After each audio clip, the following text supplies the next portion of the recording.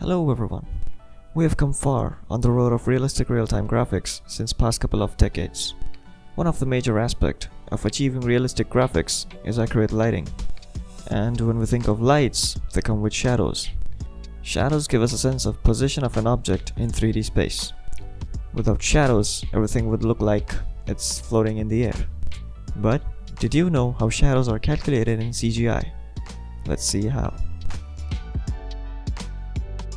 Now, latest GPUs with new technologies support real-time ray tracing that makes everything in this video historic.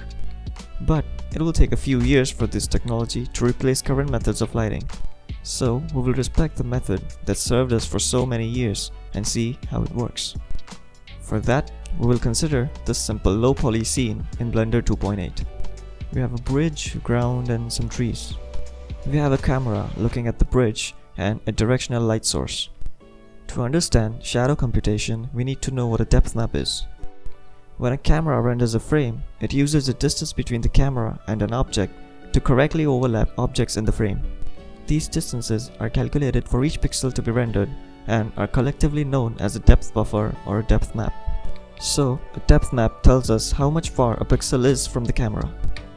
With that said, let's see how the render engine uses depth maps for shadow computation. We all know how shadows work in real life. When a ray of light is obstructed by an object, the area behind the object receives no light, hence casts a shadow. We apply same principle in CGI as well. We try to see what light is able to see from its position. To do this, a camera is placed on the light and a depth map is rendered. We already have a depth map from the view of our original camera. We also know the position of the light as well as the camera. Using this, we map the pixels on the frame's depth map to light's depth map. Knowing the distance between camera and the pixel, we calculate the distance between pixel and the light. Now, we check if the corresponding pixel in the light's depth map has less distance value than what we calculated. If it is less, that means something is blocking the light's path to that pixel.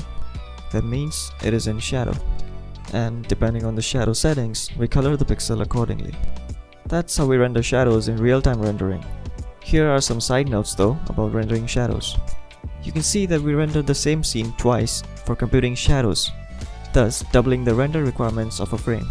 Also, transformation of a pixel from camera's depth map to light's depth map may not be accurate and can cause problems like shadow acne or missing shadows on small objects. But that's a discussion for another day. Check the description for links to see detailed calculations of shadow maps. Hope you learned something new from the video. Subscribe if you did and get notified when new videos come out. And as always, thank you for watching.